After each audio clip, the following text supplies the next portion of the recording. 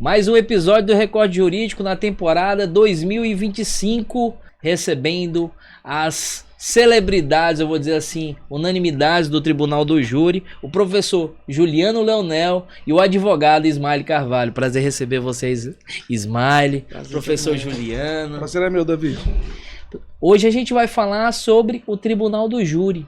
É um caso cada vez mais tem tomado uma proporção gigantesca no nosso estado. E a gente vê vários casos sendo selecionados e sendo resolvidos pelo Tribunal do Júri. Eu queria primeiro, professor Juliano, Ismael Carvalho, falar o ponto de vista de vocês sobre a importância social do Tribunal do Júri e como é que ele é realizado, como é que realmente ele é fundamentado. Começar pelo professor Juliano. Bom, Davi, o Rui Barbosa, né, já dizia que o Tribunal do Júri é uma das ruínas da democracia. O dia que ruir o Tribunal do Júri, a democracia também, né, vai estar entrando em colapso. Por quê? Porque o júri é uma expressão, né, de uma decisão vinda do povo. Então isso me parece extremamente democrático. Eu particularmente sempre fui um defensor do júri, em que pese nós temos uma polaridade muito grande. Aqueles que são a favor e aqueles que são contra, né? Como eu falei, Rui Barbosa era um grande defensor do júri.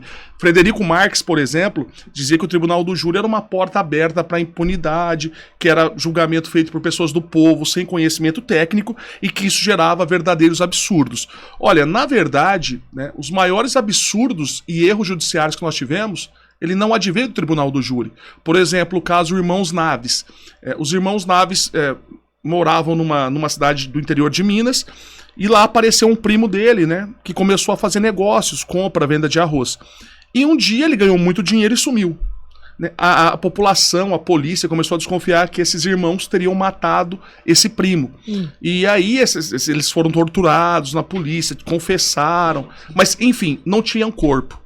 O jurado absolveu em 2 oportunidades, e como nós estávamos na época do Estado Novo de Vargas e tínhamos tido uma reforma no CPP, não havia soberania do veredicto. Então o Tribunal de Apelação, hoje Tribunal de Justiça de Minas, ele podia rever o mérito da decisão. Hoje isso não é possível pela Constituição. Sim. Como tem soberania do veredicto, se o júri absolve, não cabe ao TJ condenar, ele não pode fazer isso. Isso acontece em outros ritos. Uma pessoa julgada por roubo, o juiz condenou, o tribunal pode absolver. O juiz absolveu, o tribunal em grau de recurso pode condenar. No júri não, pela soberania dos veredictos. Mas na época Vargas, né, por interesses políticos, até porque o júri iria julgar muito dos dissidentes do regime, ele tirou a soberania dos veredictos. E aí o que aconteceu? Os jurados absolveram 2 vezes os Irmãos Naves por falta de prova, e na segunda oportunidade o TJ, Tribunal de Apelação de Minas, condenou. E tempos depois, um deles morreu na cadeia, o outro estava muito doente e o primo apareceu na cidade. O primo tinha ganhado muito dinheiro, comprou um caminhão e foi para Bolívia. E naquela época não tinha Instagram. Naquela época você não tinha rede social, né? Lá no começo de 1900. Né? De modo que, veja, um dos maiores erros, né, do judiciário brasileiro não foi praticado pelos jurados, que absolveram corretamente por falta de provas, mas foi cometido por um tribunal de apelação, um tribunal de justiça, ou seja, por desembargadores togados. Então, há muito preconceito com relação ao júri. Eu, particularmente, acho o júri uma instituição muito importante. No Supremo, hoje, a gente começa a ver vozes muito discrepantes disso. Né? Ministro Toffoli, dentre outros, vem dizendo, né, que, olha, nós deveríamos acabar com o Tribunal do Júri. Mas isso só seria possível à luz de uma nova Constituição, porque o júri é uma cláusula pétrea, né? Artigo 5º, inciso 38 da Constituição. Agora, por outro lado, em que pese eu entender que o júri seja importante e democrático, hoje ele não tem uma feição democrática. Por quê? Porque nós tivemos uma redação dada pelo Código de Processo Penal de 41, que disciplinava esse Tribunal do Júri. Depois tivemos a reforma, né, pela Lei 11.689, lá em 2008, mas essa reforma ela foi de perfumarias. Ela não atacou pontos do júri que precisam ser rediscutidos. Coloco o exemplo, jurado não fundamenta a sua decisão. Isso é um absurdo. Né? Isso é um absurdo. Toda decisão judicial tem que ser fundamentada, isso é um mínimo de democracia. Né? Jurados não podem conversar um com o outro sobre o caso, isso é um absurdo.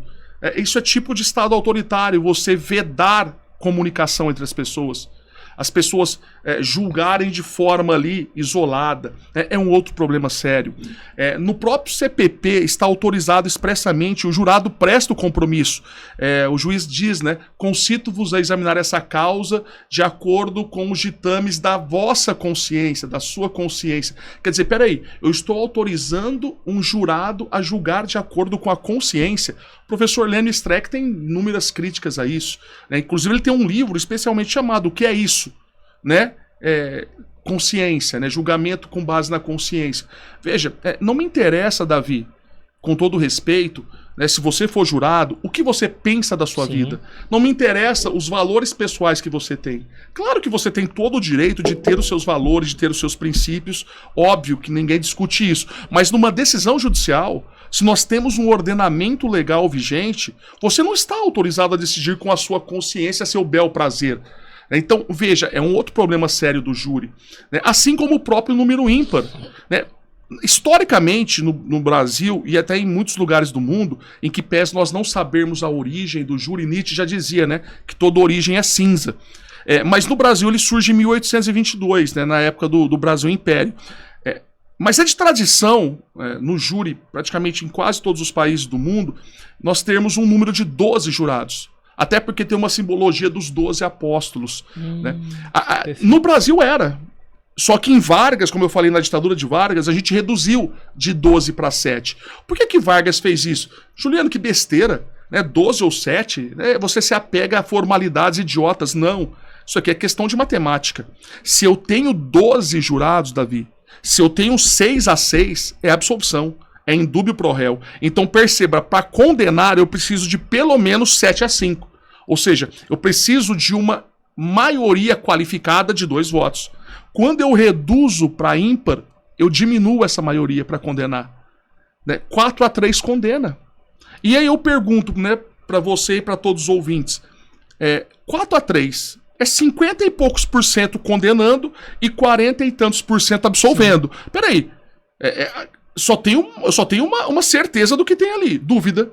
Ali não tem um juiz de certeza. Aí, se o jurado externou 4-3 está na dúvida, o critério constitucional que decorre da presunção de inocência, que é a regra de julgamento, é indúbio pro réu. Mas no júri não é assim. Na dúvida se condena por 4-3. E Vargas fez isso de forma intencional. Né? Isso é matemático. E obviamente que o júri no Brasil, como tem essa feição dos 7 jurados, é claro que ele é pensado para condenar.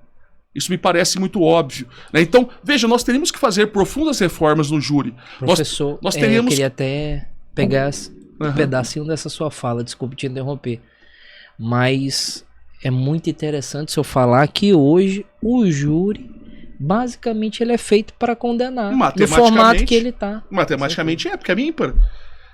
Agora, veja, as pessoas gostam muito do sistema norte-americano, né? Que é o exemplo que inclusive nós temos de júri, em que pese ser completamente diferente do nosso, porque a nossa origem do júri é francesa, e lá nós temos um sistema anglo-saxão. Em alguns estados norte-americanos, para você condenar, você tem que ter unanimidade. Você tem que ter os 12 votos. Se você tiver um divergente, não se condena. Por quê? Porque para eles tem dúvida. Algum jurado ficou na dúvida. E lá eles levam a sério essa história. Né? Agora, é interessante, né, que as pessoas só querem importar dos Estados Unidos talvez aquilo que não preste, né, lá. Como, por exemplo, o plea bargain, né, onde o promotor faz um acordo com a pessoa antes do processo e negocia pena de prisão. Hoje, de 10 presos nos Estados Unidos, 9 é por plea bargain, é por acordo. Não tem devido processo legal, não tem ampla defesa, não tem contraditório. Isso é uma lógica neoliberal. Time is money. Tempo é dinheiro, o processo demora, o processo é caro. Então vamos trazer a negociação para o processo penal. Eu sou radicalmente contra, porque você coloca em xeque diversas garantias fundamentais. Mas as pessoas querem importar isso. O Moro colocou isso no pacote anticrime. É que o Congresso barrou. Mas eu não tenho dúvida que se vier um novo CPP, novo, né, que está tramitando desde 2009 o projeto, vai vir o plea bargain. É questão de tempo. Até porque países de tradição continental como a nossa, Itália, Portugal, Espanha, eles já adotaram dentro dessa lógica neoliberal. As pessoas querem uma justiça, Ismael, da mesma forma que você clica no iPhone e abre uma página na internet. Você clica e abre uma transação bancária. Né? Hoje a gente vive num mundo hiperacelerado, aonde tempo é dinheiro e nós não temos tempo a perder. E se cobra esse mesmo preço da justiça. Agora, o problema é que as pessoas precisam entender: o tempo da sociedade é diferente do tempo do direito. Nós, para apurarmos um crime, para nós fazermos um julgamento com redução de danos, com redução de erro, nós precisamos de tempo. Porque eu preciso de ampla defesa, eu preciso de contraditório. E isso demanda tempo. Então, veja, essa ideia de acelerar muito o processo é complicado. O professor Auri Lopes Júnior, no doutorado, sempre me dizia, né, o difícil equilíbrio do ciclista. O processo não pode demorar o tanto que demora no Brasil, porque é um assinte. É um absurdo. Eu, na minha época de júri, em 2007, eu fiz júri de homicídio de 89 em Teresina. Em 89 eu tinha 11 anos de idade, nem sonhava em ser defensor público. E em 2007, como defensor, eu estava fazendo julgamento de crime de 89. Isso é um absurdo, né? É um absurdo. Até porque durante esse tempo todo, a sociedade recebeu a mensagem, né, comunicação, de que matar não dá nada, tá tudo bem. E veja, quando eu aplico uma pena para esse caso, a sociedade que recebe a pena não é a sociedade que viu o crime. Então veja, mudou muito, qual que é o efeito disso, né? Qual que é o efeito disso? Me parece que realmente é um problema sério demorar como se demora. Agora, também querer um processo penal tão rápido como é hoje o mundo, globalizado, é óbvio que não é o melhor caminho. O juiz tem que ter tempo de maturação para diminuir a possibilidade de erro e de condenação de inocentes. Eu queria que, doutor Ismael, que o senhor falasse o ponto de vista do advogado com relação... Lógico que não deixa de ser advogado, professor Juliano Leonel, advogado público, mas eu queria que o senhor falasse um pouquinho sobre o ponto de vista do advogado, que ele está entrelaçado com o interesse do seu cliente ali, e qual a importância dessa visão que vocês têm jurídica com relação a essa carga social. Bem, o Júri Popular, antes de tudo, né, desejar bom dia aí a todos os ouvintes, né, é uma honra estar aqui, muito obrigado, Davi, pelo convite, ainda mais do lado do meu professor Juliano Leonel aqui, que é uma máquina do Tribunal do Júri, que eu aprendo muito com ele, inclusive já li os livros do professor, né, e me ajudam muito no meu labor jurídico, né. E assim, o Júri Popular, apesar de em muitos casos ser uma mazela assim, para o advogado, né, porque em muitos casos a gente observa que o júri ali foge muito, como o professor disse aqui, foge muito, né, das regras jurídicas, da lei, né, porque o jurado ele não está obrigado a julgar de acordo com a lei. Muitas vezes você pega os jurados ali que sequer têm ali um conhecimento do mínimo, né, legal. E que pese a existência disso, na visão do advogado, né, a gente que trabalha no Tribunal do Júri, o júri é muito importante socialmente, por quê? Porque também traz a sociedade para o judiciário, né? A sociedade participa no júri ativamente, né, nas decisões, tanto é que existe o princípio constitucional que as decisões do júri elas não podem ser modificadas, né? Ainda que a sociedade em uma suposta decisão ali possa não gostar, né? Mas aquela decisão ela não pode ser modificada. Então assim, é importante, né, tendo em vista essa participação social, né, e para nós, em muitos casos, a gente se esbarra nisso, nessa falta de entendimento jurídico dos jurados, que na prática leva ao opositor, vou dizer assim, a parte contrária, a sair do processo e integralmente para a pessoa do acusado, né? Sem dizer que nós, como estamos ali, professor, a gente já está com o réu condenado. A função ali é descondenar. Hoje, é assim, eu comecei a trabalhar no júri em 2021. E a nossa missão sempre foi essa, chegar no júri e tentar descondená-lo, né? Inclusive já tive casos em que não tinha um mínimo indício probatório, o meu cliente foi condenado. Então assim, é importante a sociedade por conta disso, mas existe essa crítica, né? Porque eles não estão compromissados ali com a lei, com os autos do processo, e muitas vezes a parte contrária sabe disso e deixa de utilizar provas, deixa de utilizar o processo legal, né, para utilizar a vida pregressa, a vida pessoal do réu, e o que traz muitas vezes injustiça. Eu queria falar sobre um pouquinho também sobre casos práticos, né? E trazer para Teresina. Recentemente teve o caso, por exemplo, da senhora do Caju. Eu não me lembro, não me recordo o nome dela. Acho que é Lucrécia. Lucélia. Lucélia, né? Lucélia. Lucélia. Ela já havia sido condenada, inclusive a sociedade a condenou. Ela é lembrada como a vizinha que cruelmente matou 2 meninos em Luiz Correia. Isso é muito sério. Agora, voltando para cá, é muito sério. Ela é lembrada como a pessoa que ofereceu comida, que é um ato basicamente de bondade, por isso que é a crueldade. A sociedade pensou, cara, a pessoa oferece comida pro vizinho e mata ele na covardia, em outras palavras. Mas agora saiu um exame provando que não havia veneno no caju. Eu queria que o senhor falasse como esse caso lança luz à reflexão sobre o Tribunal do Júri, novamente. Excelente pergunta, Davi, porque isso me permite falar do fundamento de existência do processo penal, né? Inclusive para além do tema júri. Por que o processo existe? Porque nós precisamos de um processo penal. Mas antes de entrar nesse assunto, eu não poderia deixar aqui de passar 2 pontos da fala anterior, uma do Ismael e uma da sua pergunta, que eu gostaria de rapidamente comentar. O Ismael trouxe uma questão extremamente complexa e importante no Tribunal do Júri, que é a questão dos antecedentes criminais, que o Ministério Público fica fazendo menção, e isso influencia o jurado, que é leigo, e você acaba julgando não o fato criminoso, você julga a pessoa. Isso é direito penal do autor. As pessoas devem ser julgadas por aquilo que ela fez, não porque ela é. Veja, aonde que nós temos, na história recente, um direito penal do autor sendo usado muito forte? Na Alemanha nazista. O direito penal na Alemanha nazista é um direito penal eminentemente baseado nessa noção de direito penal do autor. Eu julgo você, Davi, não pelo roubo que você cometeu. Eu julgo você não pelo homicídio que você cometeu. Eu julgo você pelo seu modo de vida. Então, quando o promotor fica trazendo esses antecedentes, isso influencia o jurado.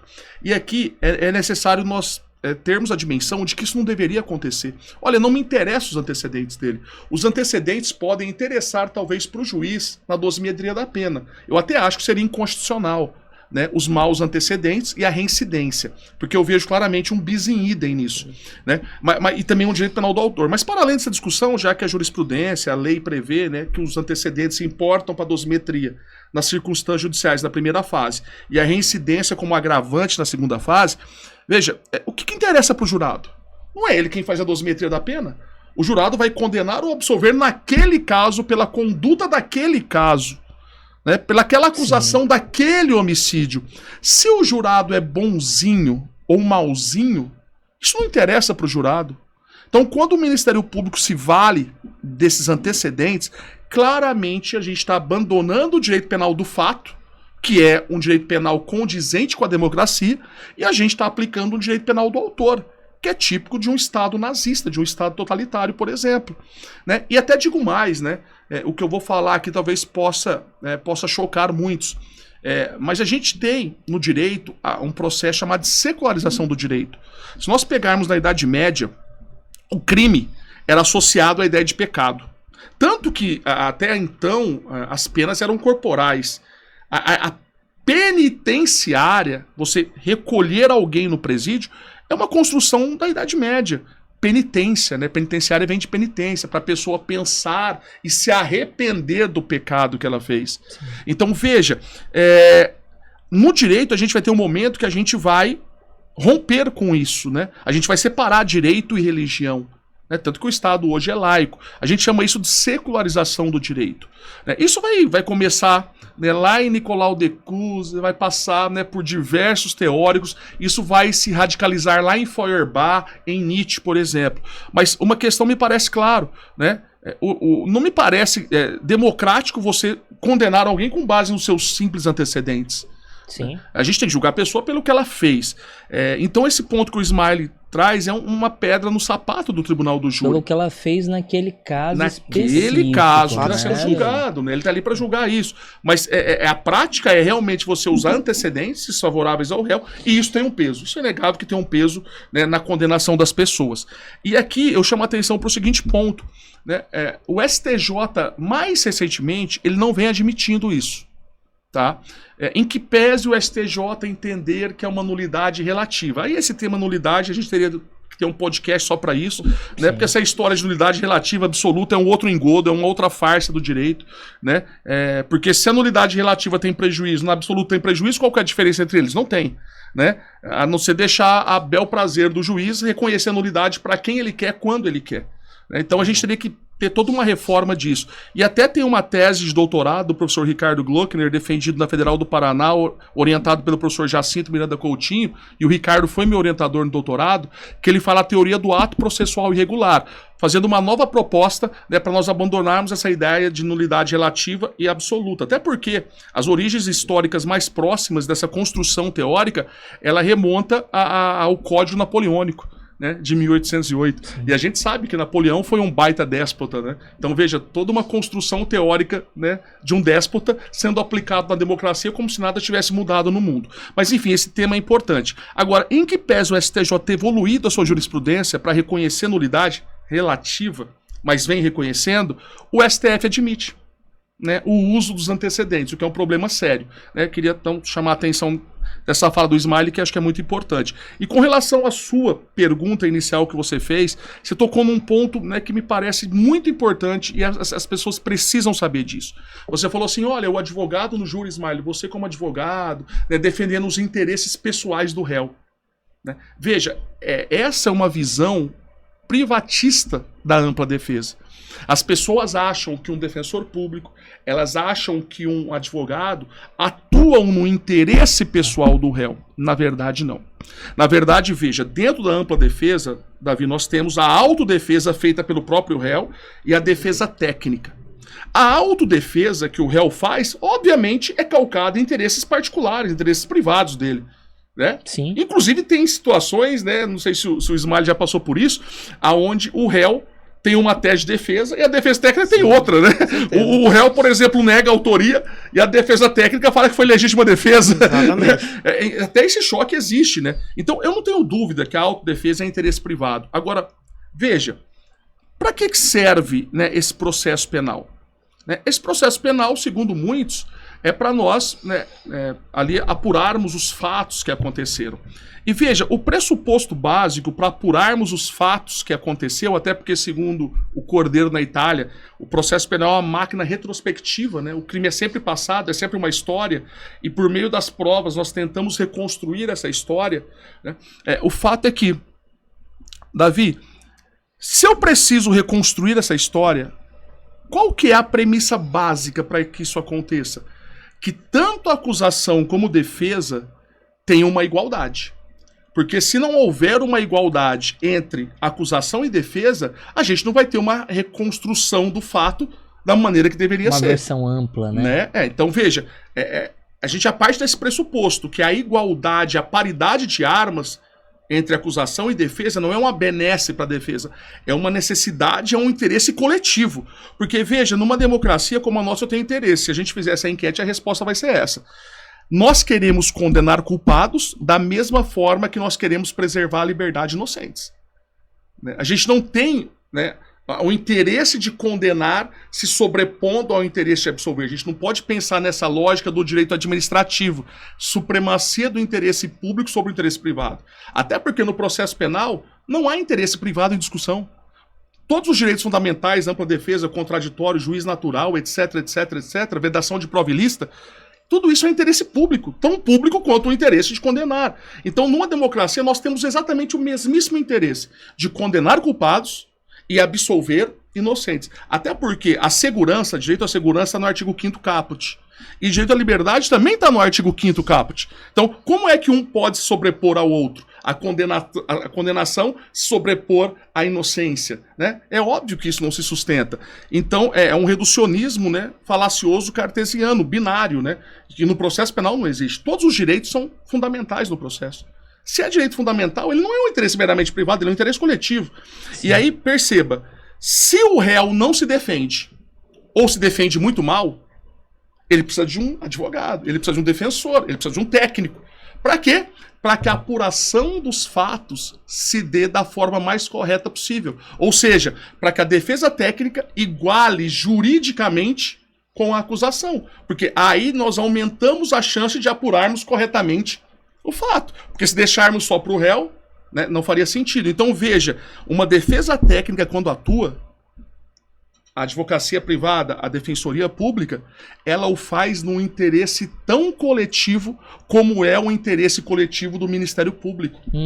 Perfeito. Né? Então as pessoas precisam entender isso até para olhar a ampla defesa com outros olhos, porque elas tendem a pensar assim, não, o Ministério Público defende a sociedade. E o MP fala isso no plenário. Com certeza. E o advogado defende os interesses do réu. Alto lá. Em que pese eu estar defendendo, sim, os interesses do réu, eu defendo interesses públicos tão quanto o Ministério Público. Então nós precisamos ter uma visão publicista da ampla defesa e abandonar essa noção equivocada, né, de uma noção privatista que nós temos. Mas enfim, dito isso, já falei muito, agora chegando à sua pergunta, né, vamos pegar o exemplo, né, do caso da Lucélia. Né, que foi tida como autora de um duplo homicídio de 2 crianças, 2 vizinhos, onde ela teria colocado chumbinho, né, um tipo de veneno muito comum no Brasil, para envenenar essas crianças. Quando o caso aconteceu, nas redes sociais, nos tribunais da mídia, essa mulher já foi condenada. Ela já foi condenada sem ampla defesa e sem contraditório. Né? Assim como nós tivemos o caso Fernanda Lages. Né? Nós tivemos condenações aqui sem ampla defesa, sem contraditório. Porque não, desculpe interromper o senhor. É uma cidade pequena, né? Teresina, a cidade, eu falo assim, a capital provinciana. Todo mundo se conhece. E quando tem um caso, por conta da proximidade das pessoas, a gente já deduz o que aconteceu. Mas veja, Davi, em que pese talvez esse provincianismo contribuir para isso, mas pega o caso da escola base de São Paulo. Né? Os donos foram tidos como autores de crimes sexuais contra crianças. Né? Esse caso teve uma repercussão nacional. A vida dessas pessoas, elas acabaram. A escola foi fechada, foi depredada, assim como a casa da Lucélia foi destruída. E essas pessoas nunca mais conseguiram se reerguer na vida. Elas são tidas para todo sempre, né, de forma perpétua, como os abusadores de crianças. E o inquérito foi arquivado, Davi. Porque não se restou demonstrado absolutamente nenhum crime sexual contra nenhuma criança. Esse caso, inclusive, foi fruto de documentário. Né, nós temos isso aí, né, óbvio, nas redes hoje, né? E quem quiser pode ler sobre isso. Então, veja, até numa cidade como São Paulo, né, nós tivemos isso. Então, não é novidade esse caso da Lucélia. Não é novidade o caso da Fernanda. E isso não é que é um caso muito excepcional, não, isso acontece diuturnamente. Das pessoas serem condenadas, julgadas, sem qualquer ampla defesa e contraditório. E aqui eu chego no ponto que realmente eu queria falar para as pessoas. Primeiro ponto que a gente precisa entender. Para que serve o processo? Por que nós precisamos de um processo? É claro que o processo penal é um instrumento para nós podermos aplicar o direito penal. Por quê? Porque não há pena sem processo, né? Então, nós só podemos aplicar uma pena por meio do devido processo penal. É o que o Gomes Urbaneja chama de princípio da necessidade. O processo penal é necessário para nós aplicarmos o direito penal no caso concreto. Dito isso, então, nós também temos que entender que o processo penal é isso, mas não é só isso. Ele, numa democracia, é um instrumento de proteção das garantias fundamentais. O processo penal é a última barreira do direito quando todos os demais ramos do direito, os demais diques, não foram suficientes para proteger os direitos fundamentais. Então ele surge como a última barreira, né? A última comporta de proteção da ampla defesa, do contraditório, dos direitos fundamentais das pessoas. Então, como diz o Ferraioli, né? Ele diz assim, olha, na hora do crime, o assaltante e a vítima. O assaltante com a arma na cabeça da vítima. Quem que é o débil? Quem que é o frágil? Quem que é o hipossuficiente? A vítima. Aí as pessoas dizem, os garantistas não se preocupam com a vítima. Claro que nós nos preocupamos. O direito penal está aí para proteger a vítima. Tanto que nesse roubo é 4 a 10 anos, aumentado em 2/3 com emprego de arma de fogo. Agora, a partir do momento que o Estado começa a investigar esse indivíduo, a partir do momento que o Estado acusa esse indivíduo, eu pergunto, quem que é o frágil? Quem que é o débil? Quem que é o hipossuficiente? É a polícia, é o Ministério Público ou é o cidadão? Cidadão. Então veja, é por isso que a gente pensa o processo penal como um instrumento de proteção do indivíduo. E tem que ser assim mesmo na democracia. Por quê? Porque as agências punitivistas, historicamente, elas tendem a abusar do poder. Elas tendem a abusar. Isso é comprovado historicamente. Então nós temos que pensar mesmo o processo penal como uma contenção do poder. Olha o paradoxo que eu acabei de falar. É um paradoxo freudiano, né? Eu amo odiando e eu odeio amando, né? Isso é Freud. No processo penal é a mesma lógica. O processo penal é para exercer o poder de punir do Estado, mas ao mesmo tempo o processo penal é um instrumento de contenção desse poder de punir. Numa democracia, Davi, nós queremos a condenação de culpados? Queremos. Mas essa condenação, ela precisa respeitar garantias. Até porque, desde Kant, a gente sabe, o que diferencia o Estado desse criminoso? A superioridade ética. Se o Estado viola as leis para poder punir alguém, se o Estado faz isso com tortura, não tem diferença nenhuma. Porque o criminoso desrespeitou a regra. E o Estado, para poder punir, também desrespeitou. Qual que é a diferença ética que tem entre eles? Nenhuma. E mais, a gente vai voltar para a barbárie? A gente vai voltar, né, para a época, né, que as pessoas, exato, né, óbvio que isso não faz sentido. Nós temos séculos de conquista civilizatória. Muita gente morreu na Revolução Francesa, por exemplo, para que nós pudéssemos estar aqui. Muita gente morreu na Segunda Guerra, né, para que nós pudéssemos ter uma ONU, né, preocupada, né, com os direitos fundamentais das pessoas. E essa história que de direitos humanos é para humanos direitos, né? Quem fala isso achando que está lacrando, desculpa, é um imbecil, né? Ah, direitos humanos só protege bandido. Outra besteira. Quem fala isso não sabe o mínimo de direitos humanos. Sabia que essa pessoa que fala isso e ela vota, ela está exercendo um direito humano? Porque o direito de voto é um direito humano. Sabe essa pessoa que fala que direitos humanos é só para bandido? É a mesma pessoa que defende a propriedade privada, não é? Isso é um direito humano. Então todos nós temos direitos humanos. E eu todos nós temos. Professor, eu tenho até um conceito que é particular, que eu lanço até reflexão para toda a sociedade. Para que serve os direitos humanos? Na verdade, os direitos humanos é para assegurar um direito que pode acontecer com você, cara. Se coloca na situação, por exemplo, não sei o que mais é para defender bandido. E eu discordo. Por que eu discordo? No sentido de que qualquer pessoa, ela tá suscetível a ser acusada, exato, e condenada. Exato. Não importa, óbvio. Por exemplo, eu posso estar muito bem, não importa o meu retrospecto de vida, porque os preconceitos existem. Óbvio. Eu posso muito bem estar me dirigindo à minha igreja num domingo e eu estar no lugar errado, na hora errada, e acontecer um crime do meu lado e eu ser acusado, porque sim, não tem outra pessoa e eu parar na cadeia e começar, sim, a inventar várias falácias. E até mesmo, Davi, de repente a sua foto vai aparecer num álbum policial, não se sabe como, e vai ser mostrado para a pessoa que viu o assalto e ela pode reconhecer. Induzida, de forma completamente equivocada. O show up, né? Então veja, há muitas nuances nisso. É que nós sempre nos colocamos no lugar da vítima, porque a gente pensa de forma hipócrita que bandido é sempre o outro, né? Mas a rigor, todos nós, em algum momento dessa vida, nós praticamos algum crime. Não estou falando que a gente vai praticar um estupro, um roubo, sim, né? Mas todos nós praticamos, porque existem mais de 1.600 crimes no Brasil. Mais de 1.600 tipos penais. É impossível você passar por essa vida, né, e não praticar, né? Às vezes o cara toma uma cervejinha no fim de semana, de boa, e dirige.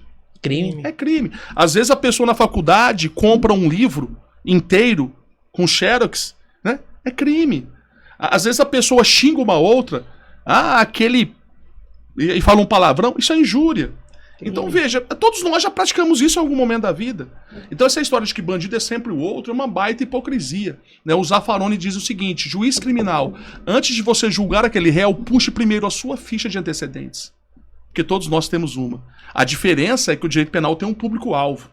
Pode ser que não atinja muitas pessoas que estão aqui nos ouvindo. Eu, particularmente, não sou um público-alvo do direito penal, né? Eu sou branquinho, classe média, hétero.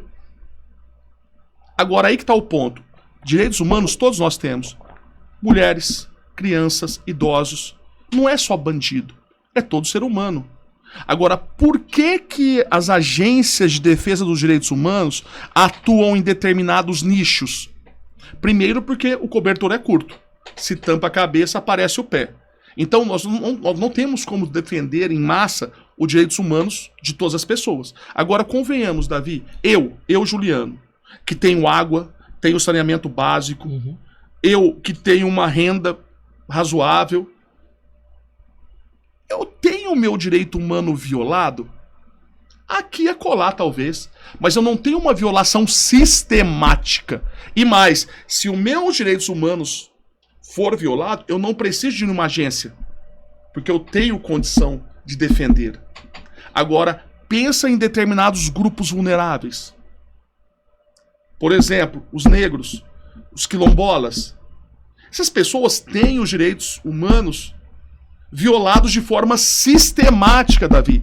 E muitos desses grupos não têm como defender os seus direitos humanos. É por isso que tem agência. Então veja, a mulher é assim, a criança é assim. E claro, as pessoas que estão encarceradas é a mesma lógica. Por que que as agências atuam na defesa dos direitos humanos dos presos? Porque a violação é sistemática, é diária. Sim. Basta você entrar nas masmorras chamadas de penitenciária no Brasil, que são verdadeiras masmorras, tá? E você vê que a violação é sistemática e eles não têm como defender. Eles estão numa posição de... eles estão subjugados. Então é claro que a gente precisa. Aí a imprensa dá vazão para esse trabalho. E aí cria esse mito social de que direitos humanos é só para bandido. É uma baita bobagem. Mas superado isso, aonde eu quero chegar? Processo penal é sim para proteger o indivíduo. Estado, queremos que você puna. Punir é necessário. Estado, punir é civilizatório. Até para não voltar na época do duelo particular, né? Sim. Cada um resolve com 38. Né? Então, nós temos que confiar no Estado e queremos que o Estado resolva esses problemas da violência. Só que, Davi, cara, o Estado, para fazer valer esse poder de punir, ele não pode violar as regras do jogo. Ele tem que fazer dentro de ditames aonde nós tivemos conquistas civilizatórias que nos resguardam de abusos. E isso, como você falou, isso vale para todos. Né? Isso vale para todos. Na Argentina nós temos o Vará, né? Tínhamos o falecido Vará, né? Uma das mentes mais brilhantes que nós tivemos e que inclusive foi professor no Brasil e ajudou a formar muita gente. Né? O Lênio foi aluno do Vará, acho que o próprio Alexandre de Moraes da Rosa, enfim. O Vará dizia o seguinte: teoria dos corpos sucessivos. Quando eu defendo os direitos humanos de uma pessoa, eu não estou defendendo só o dela, eu estou defendendo o meu. Quando as pessoas dizem, Juliano, você é muito bonzinho, pega o preso e leva para casa. Não se trata disso, porque eu não vou levar. Não é disso que se trata. Mas quando eu defendo os direitos humanos de um preso, eu estou defendendo no fundo, os meus, o da minha mulher, os dos meus filhos. Porque se for executado com ele, né, sem limites, pode acontecer comigo também. Exato. E aí, para não me alongar muito, só para concluir o raciocínio. Então, o processo penal é isso, Davi. Agora, a gente tem que entender uma coisa. Dentro do direito processual penal, nós temos o inquérito e nós temos o processo propriamente dito. O inquérito é uma fase preliminar, é uma fase preparatória, uma fase administrativa, aonde não tem ampla defesa, não tem contraditório. O inquérito é inquisitorial, o inquérito é sigiloso. As pessoas não têm ampla defesa, não tem contraditório pleno, tá? Então, ali não se tem prova. Juliano, o inquérito não tem valor probatório? Não tem. Porque prova, desde Ferraioli, é todo elemento produzido sob o crivo do contraditório. Prova eu tenho no processo, em juízo. Porque ali todos os atos são produzidos com ampla defesa, com contraditório. Mas então o inquérito não presta para nada? Não. O inquérito é extremamente importante. Eu defendo uma polícia cada vez mais preparada, com mais investimentos, uma polícia com mais inteligência, uma polícia científica. Por quê? Porque o inquérito é muito importante. Sim. Ele é muito importante. Agora, que não tem prova, não tem. Porque não tem ato com contraditório. Tem o quê? Ato de investigação. E esses atos são muito importantes. Uma testemunha ouvida lá, que não foi ouvida com advogado, contraditório, é um ato de investigação, é importantíssimo. Só não é um ato de prova. Agora, essa mesma testemunha, quando ouvida em juízo, com a presença do advogado, ok, isso é um ato de prova. A gente tem que entender o seguinte, ato de prova é para o juiz. E serve para condenar. Ato de investigação não é para juiz condenar. Ato de investigação é para convencer o Ministério Público a propor ação penal. Exato. E aí perfeito. pensa, há uma lógica de garantia nossa no inquérito. Por isso que eu digo, o inquérito é muito importante. Caso do Fernanda Lages, por que ninguém foi acusado? Porque o inquérito demonstrou que não tinha ninguém para ser acusado. Veja, o inquérito cumpriu uma função de garantia, porque o inquérito ele vai dar origem ao processo ou ao não processo, quando o MP pede o arquivamento, Davi. Então, olha como isso é importante. A partir do inquérito é que o processo vai nascer ou não, isso é muito importante. E mais, com base nesse inquérito, o juiz pode decretar uma temporária, uma prisão. É importante esse ato, pô. Pode decretar uma preventiva, uma prisão, pode determinar a quebra de sigilo bancário, pode determinar a interceptação telefônica. Olha como o inquérito é importante. Agora, eu só preciso entender, Davi. Ele não é para convencer o juiz a condenar ninguém. É para ele ser uma fase preparatória. Agora, iniciou o processo, para condenar eu preciso de atos de prova. Vamos pegar o caso que você perguntou do Caju. Lá, teve depoimentos? Teve. Pessoas disseram que ela envenenou as crianças, por meio lá do Caju com chumbinho, certo? O inquérito foi conduzido nessa direção. Agora, nós julgamos e condenamos a pessoa sem prova. Nós julgamos e condenamos na mídia com base em atos meramente de investigação, sem contraditório, né? Então, a gente tem que entender isso. Ato de investigação é importante pra caramba, mas a gente não pode condenar ninguém com base nisso, porque não teve ampla defesa, não teve contraditório. Moral da história, sai agora o laudo. E o laudo diz que os cajus supostamente utilizados não tinham o chumbinho que foi encontrado no estômago das crianças. E mais, o padrasto das crianças, agora no dia 1º, me parece que teria envenenado, colocado o mesmo veneno num baião de 2 e teriam morrido acho que 4 pessoas, pelo que eu vi por cima. O que motivou, na verdade, né? O que motivou foi um ato dele posterior. Né? Mas na Provavelmente realidade, se ele não tivesse feito, né, mas Ismael? na realidade, se a gente for ao pé da letra, né, ainda está em investigação Sim. essa etapa. Sim. Se foi ele ou não. Também não podemos condená-lo. perfeito. Né? E na É um ato de realidade, investigação do mesmo perfeito. jeito. e numa visão social, ele já está condenado. Pois Eu queria voltar nesse ponto Isso, do inquérito. Só que olha a Lucélia, olha o caso dela. Como é que repara o dano? Como é que você repara esse tempo todo de prisão dela, esses 5 meses, talvez mais? Como é que a gente repara a imagem dela na sociedade? Rapaz, depois que a gente joga de cima do penhasco a areia, você nunca mais vai conseguir recolher grão por grão. Essa mulher vai estar estigmatizada por onde ela for. Então, olha a importância de nós entendermos que o inquérito é importante, só que não é ato de prova. Uma pessoa que está sendo investigada, uma pessoa que foi indiciada, ainda é inocente, tem que ser tratada como inocente. E a importância de nós enxergarmos a necessidade do processo. Por quê? Porque o processo, ele pode, por meio do contraditório, corrigir as alucinações e as ilusões da verdade que evidências podem provocar. Professor, eu queria fazer uma pergunta que eu acredito que todo mundo quer fazer. E eu aproveitar que o senhor trabalhou no caso, voltar para o caso da Fernanda Lages, né? Por que é que a gente ainda tem esse fantasma sobre o caso da Fernanda Lages, que o sentimento não foi apurado corretamente, o inquérito não foi bem feito. A impressão que eu tô falando Do que as pessoas um pensam. sentimento geral. Sim. Tem alguma coisa obscura nesse caso. Esse caso foi... Alguém colocou uma mão de alguma forma e o caso não foi pra frente. Eu queria que o senhor falasse sobre isso. O inquérito ele foi bem feito, foi esclarecido. Só falta a população realmente saber o que aconteceu.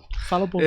Bom, primeiro, eu conheço o caso porque teve um dos pedreiros na época que foi preso e eu atuei na defesa dele, isso na fase do inquérito, né? Consegui o relaxamento da prisão temporária dele, enfim. E eu acompanhei essa investigação. Eu li praticamente quase, se não tudo, quase tudo o que aconteceu nesse inquérito. E Davi, na época, eu era defensor no Tribunal do Júri e eu trabalhava com centenas, milhares de inquéritos que tinham virado processo. Eu nunca vi um inquérito como no caso da Fernanda. Eu nunca vi. Foi um marco na história do Piauí. Ali nós tivemos uma investigação extremamente séria que envolveu Polícia Civil, que envolveu Polícia Federal. Ali nós tivemos perícias que não haviam sido feitas no Piauí. Nós tivemos um laudo antropológico. Isso nunca tinha acontecido no Piauí, Davi. uma perícia dessa. Lá nós tivemos o uso do luminol, né? O luminol que a gente vê nas séries, né? Aquele produto que você passa, leva a luz, e aí fica azul. Você pode ter esfregado o sangue, você vai ver por meio do luminol. Foi usado, a Polícia Federal emprestou para a Polícia Civil a maleta de perícia. Porque aqui no Piauí nós não tínhamos. Ali foi usado o luminol, foi feito laudo antropológico, foi feito reprodução simulada com um boneco de mesma altura, mesmo peso, calculando a parábola de onde o corpo foi encontrado. Foi feito perícias físicas. Olha, eu te digo, perfeito nenhum inquérito vai ser. Nós somos humanos. Né? Não existe juiz perfeito, não existe promotor perfeito, não existe defensor e advogado perfeito. Eu já errei pra caramba na minha vida. Eu tento todo dia estudar para não cometer os erros que eu cometi no passado. Então, a gente não vai trabalhar aqui com essa ideia de perfeição, né? Até porque nós não somos Deus ou algo parecido, né? Agora, uma coisa eu te digo, o inquérito foi conduzido por muita gente. Aquela teoria da conspiração de que foi comprado a polícia. Pô, você comprar a Polícia Civil inteira. Você comprar a Polícia Federal inteira. E eu digo, em termos de investigação, eu não conhecia inquérito, e eu já tinha trabalhado em milhares de casos de homicídio, eu não conhecia um inquérito nos moldes que foi o inquérito da Fernanda. Foi sim um inquérito bem conduzido, bem feito. Agora, não resultou nenhuma pessoa como autora. E mais, o inquérito não chega a convencer de que teria sido mesmo um homicídio. Né? Então, aí eu falo, olha a importância do inquérito. Olha a importância do inquérito. Porque se não tivéssemos a necessidade de justa causa para um processo e esse inquérito, nós teríamos pessoas acusadas. Porque na mídia foram. Nas redes sociais foram. Nós tivemos pessoas aqui no Piauí que tiveram a vida destruída.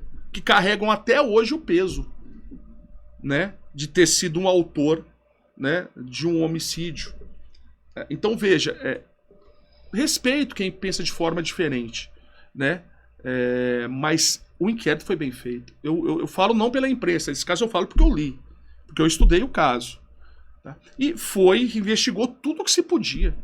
Né? O Ministério Público requisitou diversas diligências.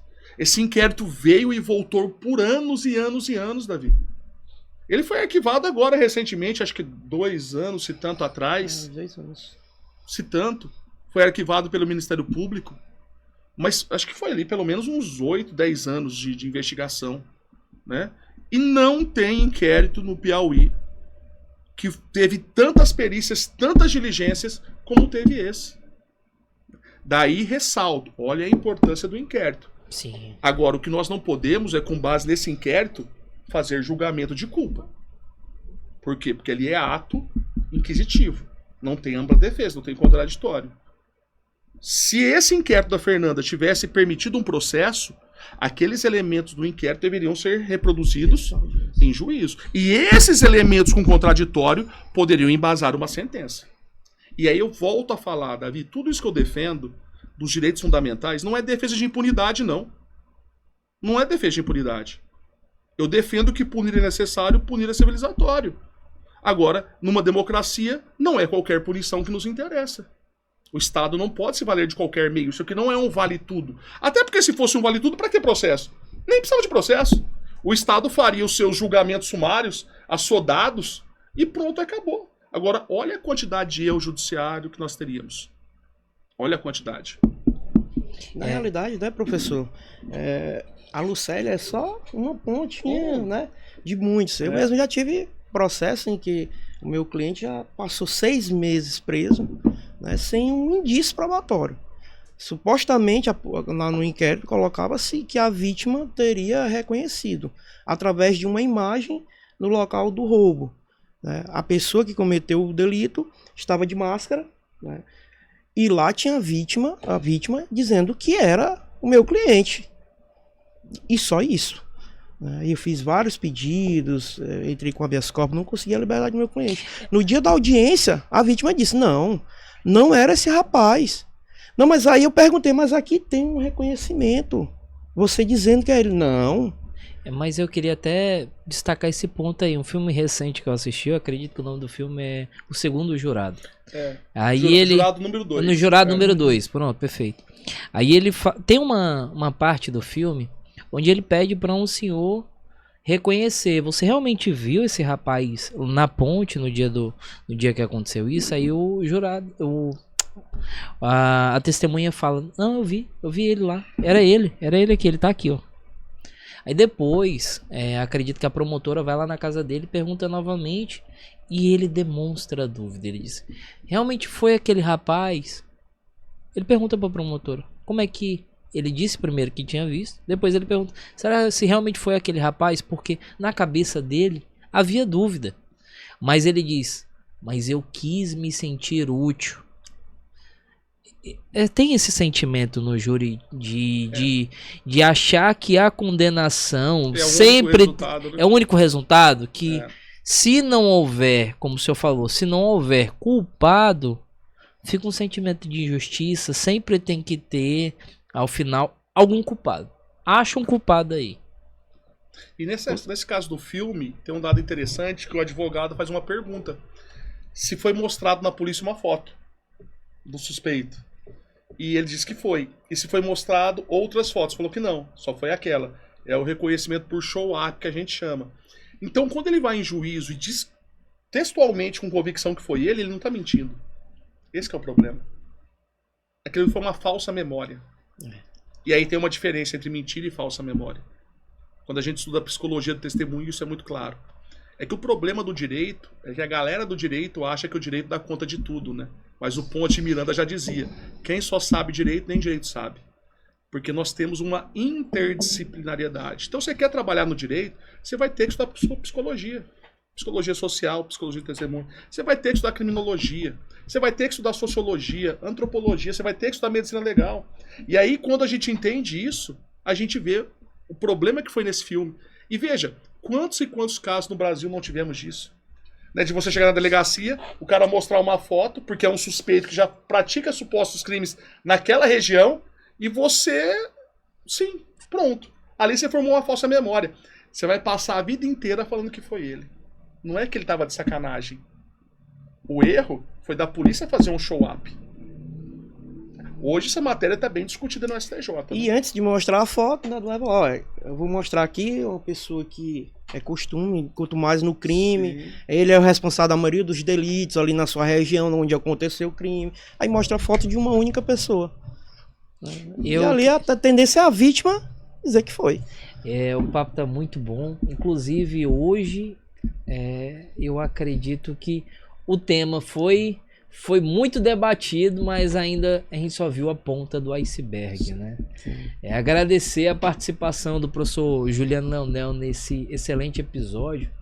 E para finalizar, eu sempre faço uma surpresa para os convidados, para descontrair um pouco, porque como é um recorte jurídico e são temas geralmente pesados, eu queria que o senhor, começar pelo senhor, depois passar para o Smiley, também nosso convidado, falar um filme que o senhor indica, um livro e uma frase que o define, pra gente quebrar o gelo. Um filme, aí depois um livro que o senhor indica e uma frase que o define.